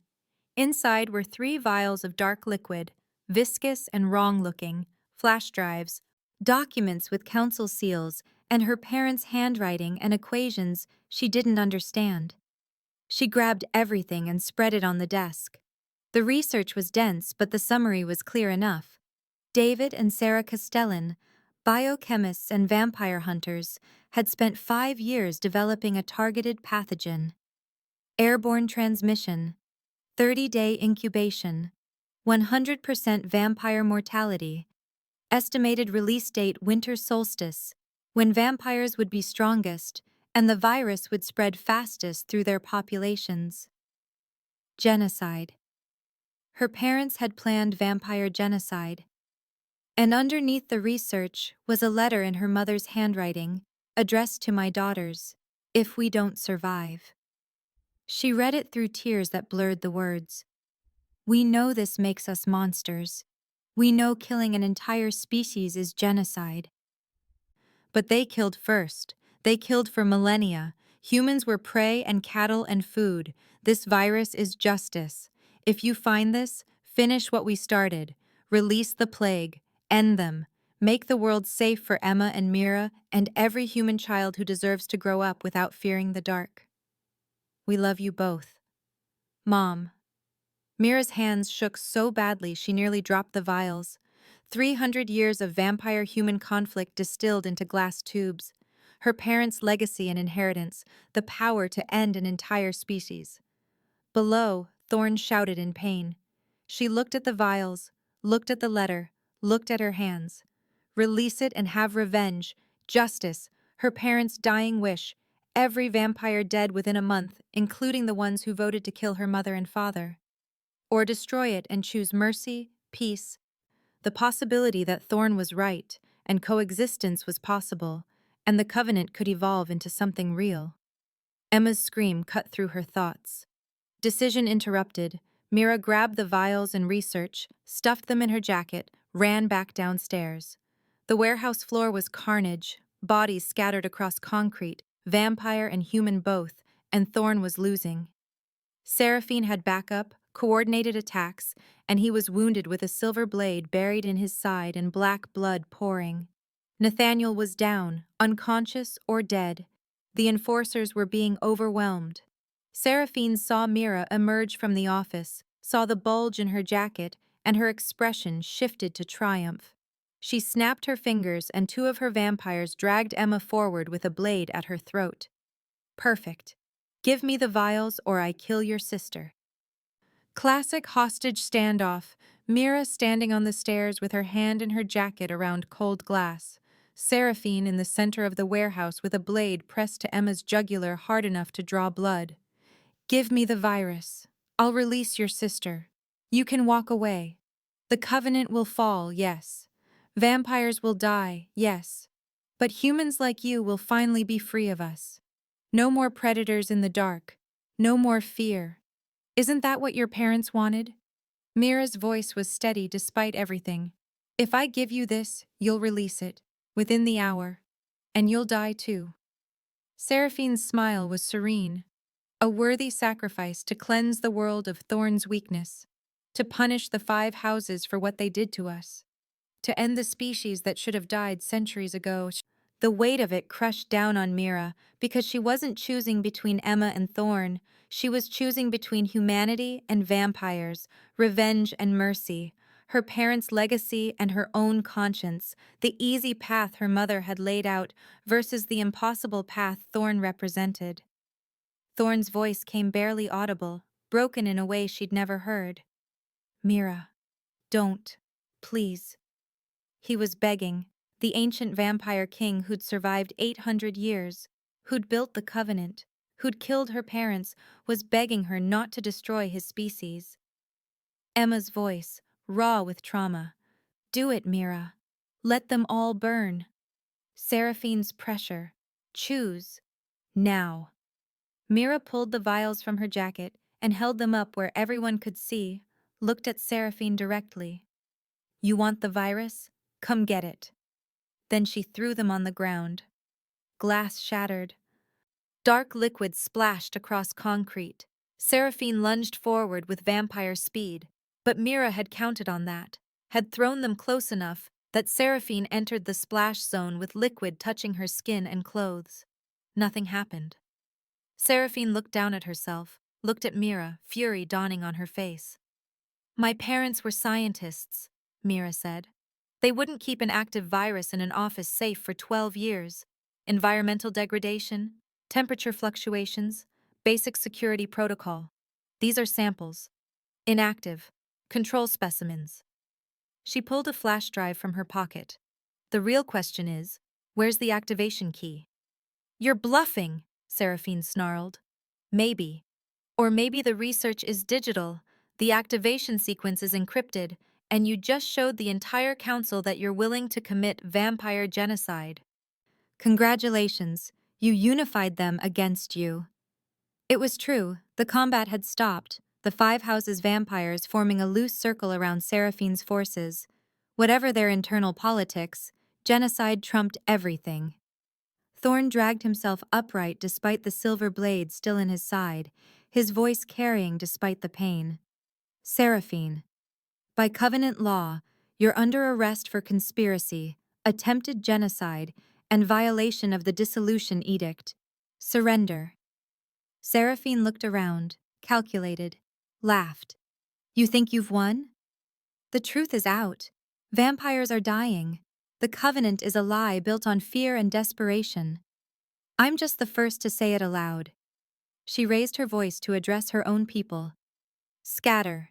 Spread the word. Let the humans know we're weak. Let the war begin. Smoke bombs detonated. Supernatural speed activated.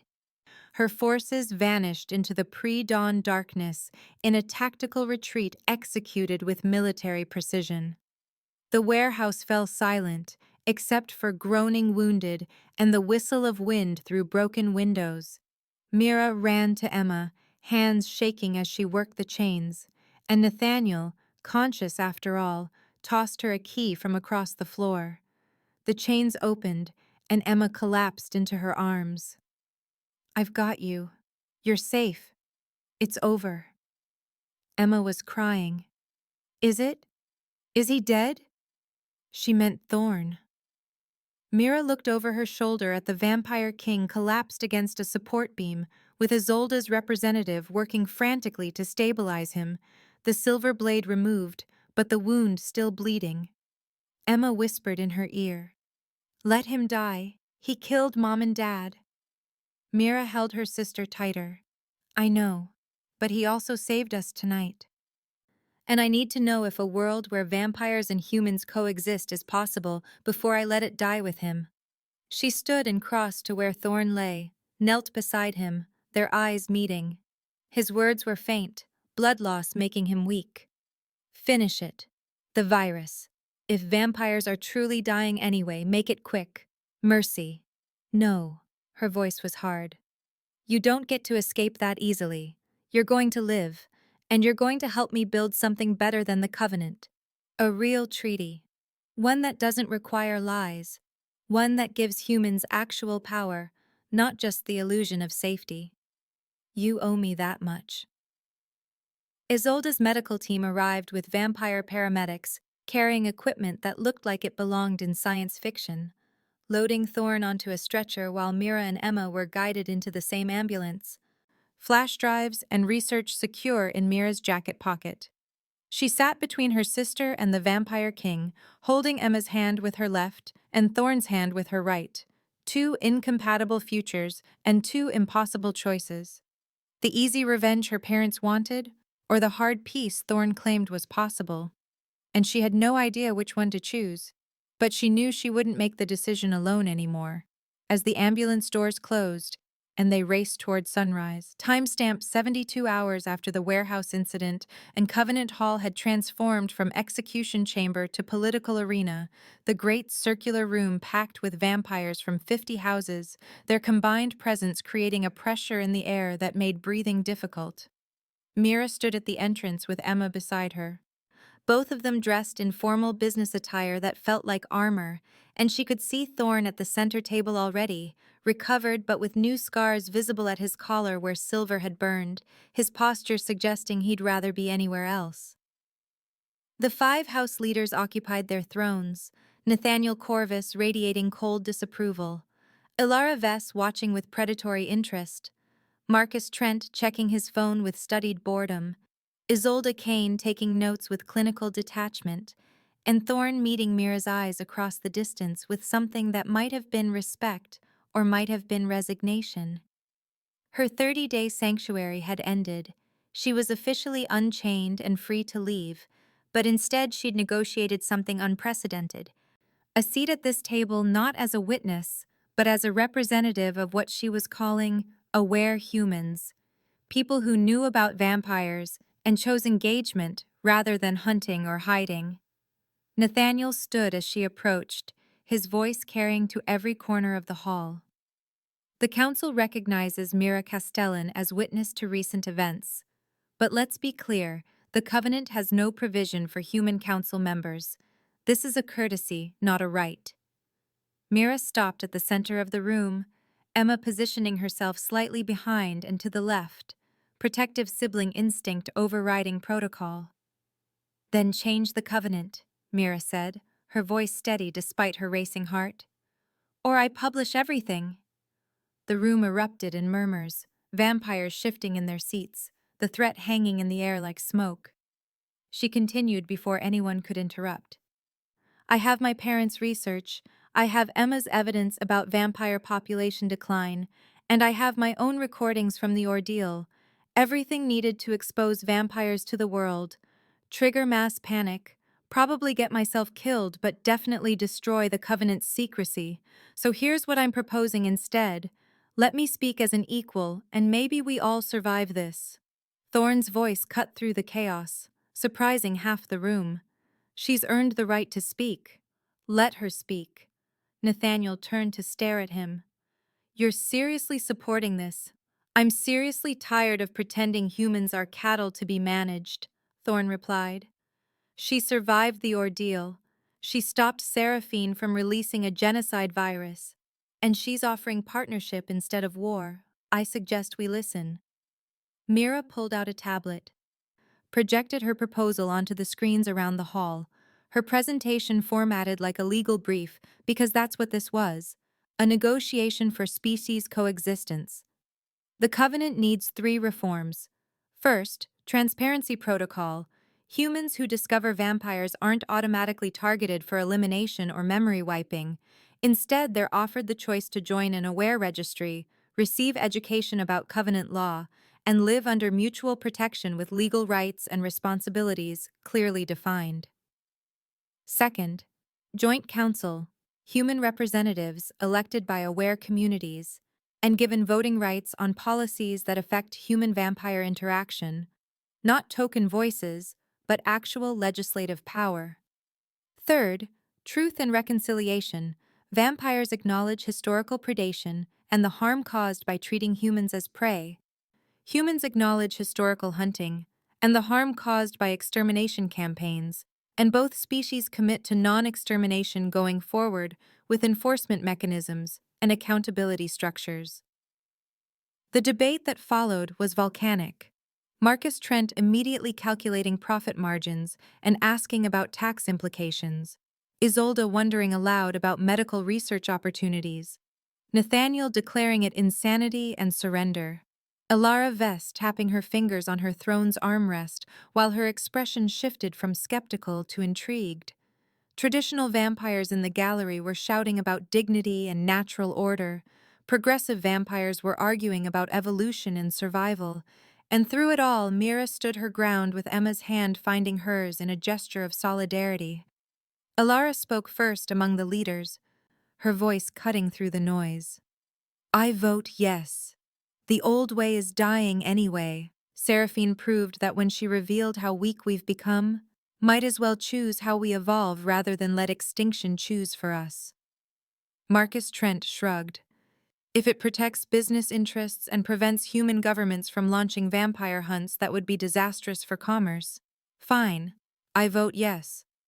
Isolde leaned back in her throne. I abstain. Let's see how it plays out. I'm curious about the medical implications, but not willing to commit without data. Nathaniel stood, his fury controlled but palpable. This is insanity. You're giving humans power over us, the power to legislate our existence, the power to outvote us on our own council. This isn't partnership. It's slow-motion suicide. Mira met his glare. No, I'm giving humans partnership with you. There's a difference. Partnership means both sides have stake and voice and vulnerability. What you want is continued dominance dressed up as protection. That's not sustainable, and Seraphine's rebellion proved it. Thorne rose from his throne, the ancient vampire drawing every eye, his voice carrying 800 years of authority. I vote yes. The covenant was always meant to evolve. I wrote it with the understanding that power structures must adapt or collapse. It's been stagnant for 3 centuries because we were afraid of change. But change has come whether we chose it or not. Mira's reforms are the next step. We adapt or we die. I choose adaptation. The tally was read aloud by the council secretary. 3 yes from Thorne, Alara, and Marcus, 1 no from Nathaniel, 1 abstain from Isolde. The reforms passed by majority vote, and the hall erupted again with half the vampires applauding and half shouting protests. Nathaniel's voice rose above the chaos, directed at Thorne with venom. You've doomed us. You've given our throats to humans who will cut them the moment it's convenient. Seraphine will use this weakness against us, and when she does, your human pet won't save you. Mira stepped forward, her voice clear and hard. I'm not his pet. I'm his partner. Learn the difference or get left behind in a world that's moving forward without you. The cameras flashed, media invited to Covenant Hall for the first time in its history, documenting the moment vampires officially acknowledged human sapience and agency. The treaty was prepared in duplicate, 1 copy to be signed in blood following vampire tradition, 1 copy in ink following human tradition, and Mira found herself standing beside Thorne at the signing table with the weight of history pressing down on her shoulders. He signed first in blood drawn from his palm, his script elegant and ancient. She signed second in ink, her handwriting looking young and uncertain next to his. The document was sealed and witnessed, and the covenant that had governed vampire-human relations for 300 years was officially rewritten. Timestamp 1 week later, and Mira stood in the elevator rising to Thorne's penthouse, her reflection in the polished doors showing a woman who looked older than she had a month ago. Exhaustion and trauma etched around her eyes. She'd requested this meeting alone. No council members, no witnesses, just the conversation they'd been avoiding since the warehouse. The penthouse doors opened to reveal Thorne waiting, dressed casually in dark slacks and a white shirt, looking almost human, except for the stillness that no living thing could maintain. He gestured to the seating area overlooking the city, offered her wine which she declined in favor of water, and they sat in silence for a long moment before she found the words. "Tell me exactly what happened. The night my parents died. I need to hear it from you." He didn't pretend to misunderstand, his hands folded in his lap, his gaze steady. The council received intelligence that David and Sarah Castellan had weaponized a vampire-specific virus, highly contagious, designed to spread through blood contact, which meant any feeding would transmit it. They planned to release it at the Winter Solstice Vampire Ball, an annual gathering that attracts 90% of North American vampires. The infection rate would have been catastrophic. Mira's throat was tight, but she forced herself to listen. The council debated for 3 days, arrest them, and risk the virus being released by backup hunters, who we knew existed, negotiate, which Sarah refused because she'd already declined 2 diplomatic contacts, or eliminate the threat before it could manifest. The vote was 5-0, execution order. I didn't pull the trigger myself, but I sent the executioners. I chose the team. I approved the method. He paused, his voice dropping. It was a mugging because we made it look like one, quick and painless and professional. They never knew vampires killed them. I thought that was mercy. I thought giving them a peaceful death instead of the terror of knowing what was coming was somehow better. Mira felt tears on her face. Rage and grief warring in her chest. You killed them, and you thought you were being merciful. I was trying to prevent a war, he said quietly. I failed your parents. I failed you. I failed Emma, and I've spent 12 years knowing I created the very threat I tried to prevent because you, their daughter, became the journalist who exposed us anyway, cosmic justice perhaps. The silence stretched between them, the city lights below indifferent to their pain. Mira wiped her face, struggling with words that wouldn't come easily. I should hate you. I want to hate you. But if I'm honest, if I had been on that council, knowing what they planned, knowing it would kill thousands of vampires, including ones who'd never hurt anyone, I might have voted the same way. The admission felt like tearing something vital from her chest. Neither of them was fully right or wrong, both had made impossible choices in impossible circumstances, and the moral ambiguity was suffocating. She met his eyes, forcing herself to maintain the boundary she needed. I can't forgive you. Not yet. Maybe not ever. But I can work with you. I can build this new covenant with you because Emma is safe, and because the alternative is more death, and I'm tired of death. She paused. But Thorne, we're not friends, we're allies. Don't confuse the two. His acceptance was immediate. I'll take alliance. It's more than I deserve. Despite her words, there was a pull between them, trauma bonding and shared purpose and something neither wanted to name, a connection forged in blood and trials, and the kind of honesty that only comes from having nothing left to lose. She broke the tension by standing, moving to the window. What happened to the virus, the real activation key? Destroyed, he said, joining her at the glass. I burned your parents' lab notes personally, had their research facility demolished. The flash drives you have are informational, not functional. The virus died with them. Her relief was physical, shoulders dropping. Good. I don't ever want to be the person who chooses genocide. His quiet addition. That choice makes you better than me, and better than your parents. She headed for the door without ceremony, no handshake or hug, just a nod of acknowledgement. But at the threshold she paused. Thank you for saving Emma. Thank you for saving the covenant. I didn't do it for you, she said. I did it because the world isn't ready for that much blood. The door closed behind her, and Thorne stood alone in the penthouse. Walked to the window and looked at his reflection in the glass, still ancient, still carrying centuries of weight, still metaphorically chained to choices he couldn't undo. But for the first time in longer than he could remember, there was something that might have been hope. Timestamp 1 month later, and Mira's life had transformed into something she wouldn't have recognized 2 months ago. Running the Aware Human Registry from an office in downtown Chicago, coordinating with the Council on Policy Implementation, publishing carefully vetted stories about vampire-human coexistence that walked the line between transparency and security. Emma was in therapy, but healing, working part-time with Isolde's medical clinic in what had become an unexpected alliance, studying vampire biology with the kind of focus that suggested she was turning trauma into purpose.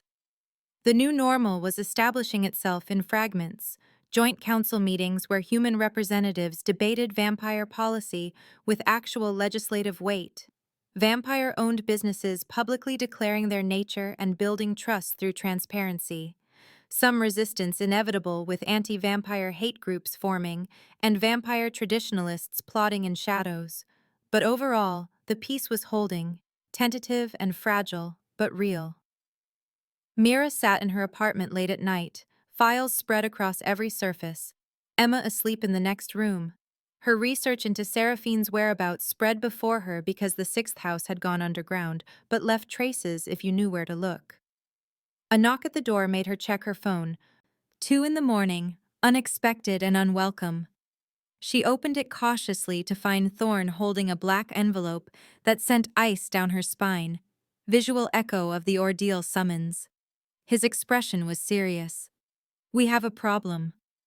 "What now?" she asked, already knowing the answer wouldn't be good. Seraphine resurfaced. "She's not planning a virus release. She's planning something worse." He handed her the envelope, and she opened it to find surveillance photos. Seraphine meeting with human hate groups, anti-vampire militias, extremist cells, the kind of people who would burn the world to cleanse it of monsters. The new threat was clear. She wasn't trying to kill all vampires. She was trying to unite humans and rogue vampires in a mutual extermination pact. Burn the covenant and let the strongest survive. Chaos as strategy. Thorne's request was simple. "I need your help. The human council members won't believe me without human corroboration, and if Seraphine succeeds in framing vampires for a terrorist attack that kills humans, everything we've built collapses." Mira was exhausted but resigned. "Another fight." "I'm afraid so. Do I at least get a raise? You're not on my payroll." "Then you're buying dinner while we plan." His smallest smile. "Deal." Emma appeared in the doorway, having overheard, her voice firm. "I'm coming too." Mira turned. "No, you're recovering." "They took me once," Emma said. "I'm not sitting out. You taught me to fight, Mira. Let me fight." Mira looked at Thorne, who nodded, respecting Emma's agency, and she made her decision. "Okay, we do this together, all three of us. But Thorne, if this gets Emma hurt, I will finish what my parents started." "Understood." "Understood," he agreed. They gathered around Mira's kitchen table, maps and files spreading across the surface, planning their next move with the kind of focus that comes from knowing the stakes. The camera perspective pulled back through the window, showing the apartment as a lit square in a vast grid of city lights, Chicago at night unaware that another battle for its soul was beginning. Mira's internal monologue formed words she didn't speak aloud, but felt in her bones. "My parents chose war. Thorne chose control. I choose something harder. I choose trust. Not blind faith, but earned and tested, and constantly renegotiated trust. It's messy and painful, and the only way forward." The Ferris wheel from the opening appeared in the distance, lit up and running normally, couples and families riding it in gentle circles. Unaware of what had happened at its apex 1 month ago, unaware of the conspiracy being planned in the shadows, unaware that the monsters and the hunters had stopped hunting each other and started building something new. Her voice in her own mind continued. Trust the fall, he said. I did. I'm still falling. But maybe that's the point. Maybe falling is how you learn to fly. The screen faded to black, and text appeared, simple and declarative. The covenant continues. In the post-credits darkness, a figure stood in shadows across the street from Mira's apartment building, watching the lit windows, and removed a hood to reveal Seraphine's face, elegant and ancient, and smiling with anticipation. She made a phone call, her voice carrying clearly in the silence. They've taken the bait. Begin phase 2. Cut to black. And the story ended with the understanding that endings are just pauses between battles, that peace is work, not destination, that trust is the hardest choice and the only one worth making, and that sometimes falling is exactly what you need to do to find out you have wings you never knew existed.